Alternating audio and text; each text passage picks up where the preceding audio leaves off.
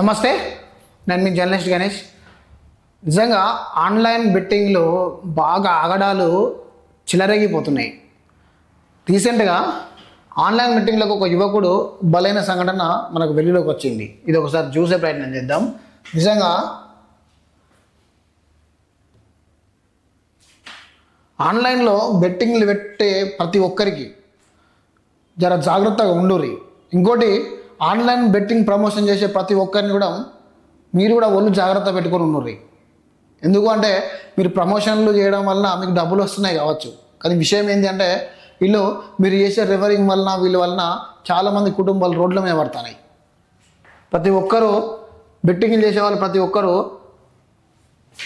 గుర్తుపెట్టుకోవాల్సింది ఏంటంటే, ఈ బెట్టింగ్ యాప్లకు, ఈ ఆన్లైన్ ఈజీ మనీ కోసం, ఈ రమ్మీకి సంబంధించిన గేమ్లు, ఈ లోడోకి సంబంధించిన గేములు, ప్రతి ఒక్కరూ దీన్ని ఫోన్లో ఇన్స్టాల్ చేసుకొని చాలామంది ఆడుడు మొదలు పెడతారు. వాడు ఏం చేస్తాడు అంటే, ఫస్ట్ మీరు 100 రూపాయలు పెట్టి ఆడంగానే నీకు 200 వస్తాయి. మళ్ళీ ఏమవుతుంది అంటే, మళ్ళీ 200 పెట్టంగానే మళ్ళీ 500 వస్తాయి. మరి 500 పెట్టంగానే 1000 వస్తాయి. ఇక 1000 స్టార్ట్ అయిన తర్వాత ఇక మళ్ళీ మీకు అచ్చుడు ఉండదు. ఇక మీరు పోతూనే ఉంటుంటే మీరు వచ్చిన సంబరంలో మళ్ళీ పెడతారు, 1000 దాకా పోతుంది. మళ్ళీ పోయిన బాధలో కూడా మళ్ళీ పెట్టే పరిస్థితి ఉంటుంది.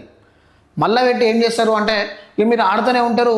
మీరు ఆడుతూ అంటే అట్లీస్ట్ ఈసారన్నా రావా గేమ్లా, ఇంకోసారన్నా రావా అని చెప్పి మీరు అప్పులు చేసి ఆడే పరిస్థితికి వస్తుంది. లాస్ట్కు పెళ్ళం పుస్తలు తాడు, మట్టెలు పుస్తలు తాడు, వడ్డానం ఏమన్నా ఉంటే అమ్ముకొని కూడా పేకాటలు బెట్టింగ్ యాప్లు ఆడే పరిస్థితికి వస్తారు. మీరు వచ్చినాక సర్వం కోల్పోయాక మీకు చేసేది ఏం లేదు. ఇక అప్పుల కూరికిపోయి ఆత్మహత్య దిక్కు అయ్యే పరిస్థితికి వస్తుంది మీకు.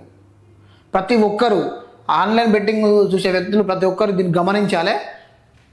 ఆన్లైన్ బెట్టింగ్ యువకుడు బలి అంట, దీన్ని కూడా ఒకసారి చూద్దాం. ఆన్లైన్ బెట్టింగ్లకు యువకుడు బలైన ఘటన శనివారం వరంగల్ జిల్లా వర్ధన్నపేట మండలం ఇల్లందు గ్రామంలో చోటు చేసుకుంది. స్థానికుల వివరాల ప్రకారం ఇల్లందు గ్రామానికి చెందిన కుమారస్వామి, భాగ్యలక్ష్మి దంపతులకు 3 సంతానం. 3వ కుమారుడైన శైలెట్టి రాజు ఉద్యోగ అవకాశాల కోసం హన్మకొండలో కోచింగ్ సెంటర్లో కోచింగ్ తీసుకుంటున్నాడు. ఈ క్రమంలో కొంతకాలంగా ఆన్లైన్ గేమ్స్లో బెట్టింగ్లు పెడుతూ తీవ్రంగా నష్టపోయాడు. సుమారు 30 లక్షల వరకు బెట్టింగ్లో పోగొట్టుకున్నాడు. దీంతో మనస్తాపం చెందిన ఆయన ఇంట్లో ఎవరు లేని సమయంలో ఉరివేసుకుని ఆత్మహత్యకు పాల్పడ్డాడు. చూడండి, మీరు చేసే తప్పు మీ మీదనే కాదు, మీ ఫ్యామిలీ మీద కూడా పడుతుంది. ప్రతి ఒక్కరు గుర్తుపెట్టుకోవాలి. మీరు చేసే తప్పులు మీ ఫ్యామిలీ మీద పడతాయి. ఒక కన్న తల్లికి కొడుకు, ఎదిగిన కొడుకు పోతే ఎంత బాధ ఉంటుందో మీరు గమనించుకోవాలి. మీరు ఈ చిల్లర మల్లర అలవాటు పడి, ఈ బెట్టింగ్లు ఈజీ మనీ కోసం అలవాటు పడి, ఈ బెట్టింగ్లు, ఈ పత్తాలకు, ఇవి ఇంకా లోడో గేమ్లని, ఇంకా ఏంటో 100 పెడితే 1000 ఇస్తాం, 1000 పెడితే 2000 ఇస్తాం, 2000 పెడితే 3000 ఇస్తాం అని చెప్పి ఈజీ మనీ కోసం అలవాటు పడ్డారు అనుకో, మీ జీవితాలు సగంలోనే చచ్చిపోయే పరిస్థితికి వస్తుంది. నిజంగా మీరు దివ్య దృష్టి పెట్టి ఆలోచించుకోవాలి. ఎవడు ఉత్తు పుణ్యానికి పైసలు ఎవడియాడు? అర్థమవుతుందా? ఉత్తి పుణ్యానికి ఎవడు పైసలు ఇయ్యాడు.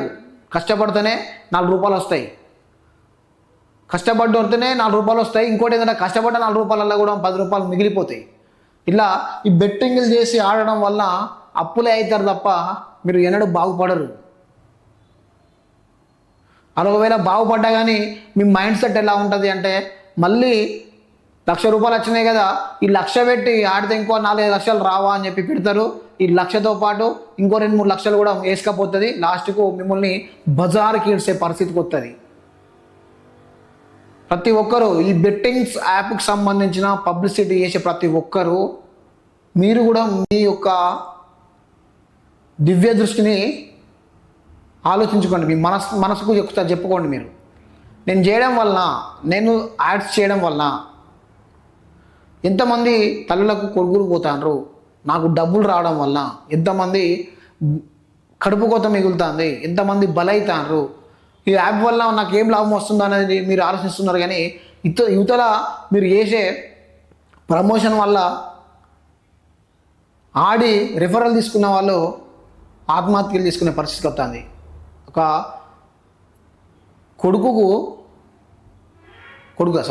తండ్రి 25 సంవత్సరాలు 30 సంవత్సరాలు కొడుకును పెంచి చేతులకు అందించిన కొడుకు సాత్తాడేమో అనుకుంటే ఈ బెట్టింగ్లు దానికి దీనికి అలవాటు పడి మధ్యలో చనిపోతే ఆ తండ్రి పరిస్థితి ఏంది, ఆ తల్లి పరిస్థితి ఏంది? మీరు ఒకసారి ఆలోచించాలి మిత్రులారా. రేపు భవిష్యత్తులో నా కొడుకు బిల్డింగ్లు కడతాడనేమో, మమ్మల్ని బంగారాలు ఎత్తాడేమో, వజ్రాలు వైడూర్యాలు ఎత్తాడని ఏ తల్లిదండ్రి ఆలోచించారు. ఒకటే ఆలోచిస్తారు, ఏంటిది అంటే రేపు మేము కష్టం చేసి చేసి చేసి అలసిపోయి మంచాన పడితే మాకు మా కొడుకు ఇంత బుక్కెడు బువ్వ పెడతాడేమో అని చెప్పి ఆలోచిస్తారు తప్ప మీ దగ్గర కోట్లు బిల్డింగ్లు లక్షలు ఆలోచించారు. మీరు బతికేది 100 రూపాయలతోనైనా కానీ నిజాయితీగా బతుకు సరిపోతుంది.